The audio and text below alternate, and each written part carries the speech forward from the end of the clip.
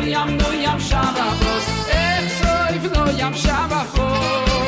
Ay ay ay ko ech soif no yam Shabbat. No yam Shabbat. Ay ay ay ko ech soif no yam Shabbat.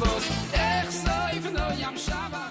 Hello everyone, sorry I'm not with you this weekend, so in lieu of our Dvar Halacha on Shabbos morning, let's talk about salt, or to be more precise, how much salt do you have to put on the challah on Friday night, Shabbos morning, and whatnot. So before answering the question about Shabbos, let's go back a step. Do we need to have salt on our bread all week? The Gemara in Brachos, Daf Mem Amud Aleph 40a says, "En abotzea rashai liftzoa ad sheyaviu melach o liftan lifnei kol echad ve'echad." You're not allowed to say amotzi until you have either salt or say hummus on the table that you're going to dip the bread into. However, the Gemara says that once Rabba Bar Shmuel ikal be Reish Galuta, Rabba Bar Shmuel came to the house of the Reish Galuta, afikule rifta uvatza lehedja. They gave him bread and he ate it right away. Amrulei hadar ma'im mashmati. Amar lahu leitin tzarich beshesh. He says, I don't need to wait for the salt. Explains Rashi, Patnikiya hizo ve'in tzricha liftan. Indeed, if according to Rashi, the whole reason to bring salt is to make the bread delicious. If it's delicious without it, no problem. You don't need salt, and that's why Rabba Bar Shmuel didn't wait for salt.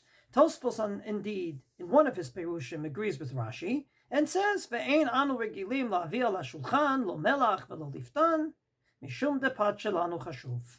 Our bread is delicious the way it is. We don't need to bring any salt to make it even more delicious. And the Mordechai goes on and says, "Bnei Ashkenaz en regilim latet al hashulchan lo melach ve'lo liftan mishum depat shelanu chaviv u'maluach." And indeed, the Mordechai repeats these words and says, our bread is delicious the way it is. We don't need to bring any salt to the table to make it more delicious. So if the reason is to make it delicious, it would be based on your taste.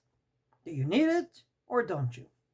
On the other hand, there's a whole other school of thought brought by the Shibolei Haleket in the name of the Gaonim that puts two and two together.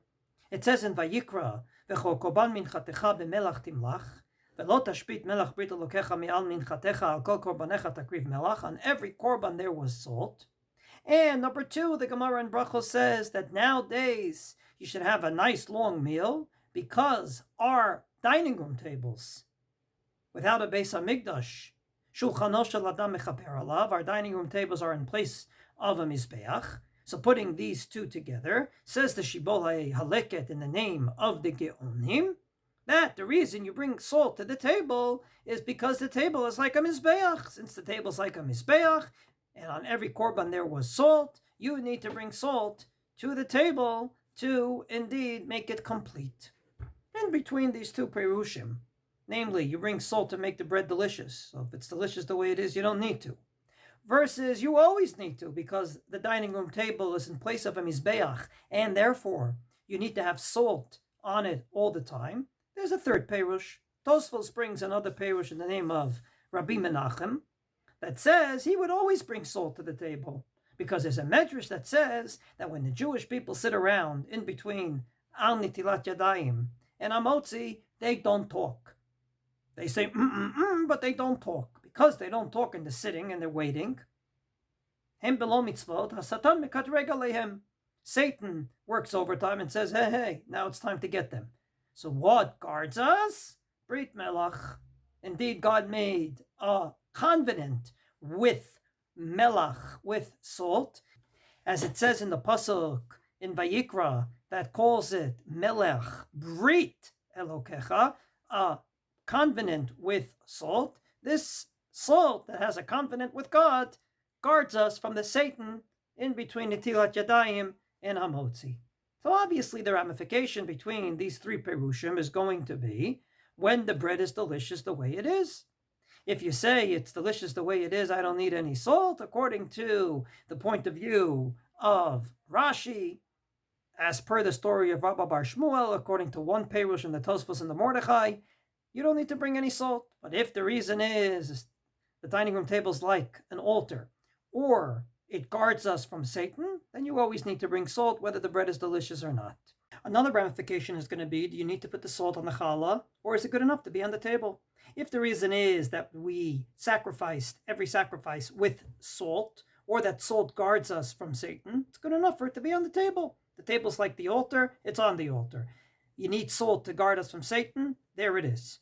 But if you say no, it's to make the bread delicious, therefore you need to put it on the bread. It's not enough for it to be on the table. This would explain the machlokas about how come at the Seder night Ashkenazim don't dip the shmura matzah into salt. If the position is we need salt to make the bread delicious, then you understand the words of the Ramah that says in the laws of the Seder night, the matzah is delicious the way it is. But the Mishnah Berurah, on the other hand, being sensitive to the two other Perushim, says that even though throughout Pesach we do it, on the night of the Seder, our hands are tied. Why? Because nira lechem oni k'sheinot tavul b'melach. We have a special din called lechem oni, a poor man's bread, and it's not going to be a poor man's bread if we add salt to it. So la halacha, this seems to be a machlokes between the Shulchan Aruch and the Ramah. I admit the Ramah contradicts himself with the one I just quoted, but in the general sense, the Ramah says that mikol makom mitzvah lahaniach al kol shulchan melach kodem sheyiftzah. He takes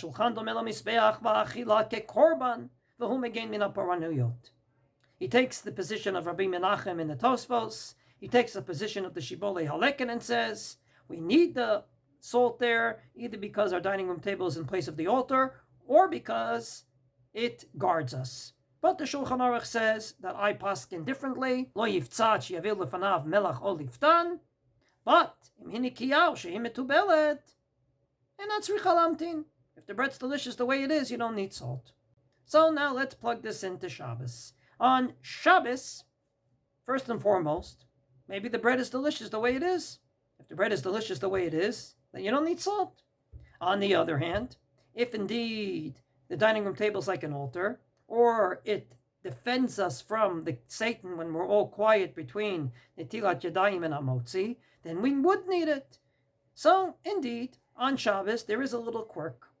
The Gemara in Masechet Brachos says we daven Ma'ariv because certain parts of the animal called the Evarim Pedarim that were not burnt during the day were burnt into the night. That's why we daven Ma'ariv every night. However, the Gemara in Shabbos says there's an exception to this rule. The Gemara in Shabbos in Daf Kuf Daled Amud Bet says, Olat Shabbat b'Shabbato, as we say in Musaf, v'lo Olat Chol b'Shabbos, v'lo Olat Chol b'Yom Tov. In other words, Friday night, you cannot have korbanot from Friday burning into Friday night. You can sacrifice the korbanot of Shabbos on Shabbos, but you can't have leftovers from Friday into Friday night. From this perspective, a very interesting minhag is brought about Rav Moshe Soloveitchik, the father of Rav Soloveitchik, by Rav Shechter. It says that on Friday night he didn't put his challah into salt. The question is why? So Rav Shechter says, if the bread is delicious, then it would be delicious Shabbos morning too. But if you say the reason is Shulchan Domel HaMizbeach, then Friday night, there was no Mizbeach, because Friday night there were no korbanot. There's no korbanot brought Friday night, because there's no leftovers from Friday, and Friday night there were no obligatory korbanos. And therefore, if the whole reason is that our dining room table is in lieu of the Mizbeach was not functioning Friday night, so my dining room table doesn't have to function as a Mizbeach on a Friday night. And therefore, Nafkamina, of course, would be Shabbos morning. According to the Perush that the bread is delicious the way it is, then Shabbos morning, I'm sure the challah is delicious as well. A little less fresh, but pretty much delicious. But if you say no, it's because Shulchan Domel HaMizbeach, then of course, Shabbos morning there were korbanos, the korbanos of Shabbos, and therefore you would have to put salt on the table. 2 years ago, I spent Shabbos in Potomac, and I had the pleasure of eating Friday night dinner with Eliav and Efrat Benjamin, and they didn't put salt on the challah, and they explained it exactly like I just did, namely, Friday night there were no korbanot, therefore you don't need salt, but Shabbos morning, we do put salt on. Obviously, if the reason is to guard us from the Satan because we're quiet, we'll need it Friday night as much as Shabbos morning.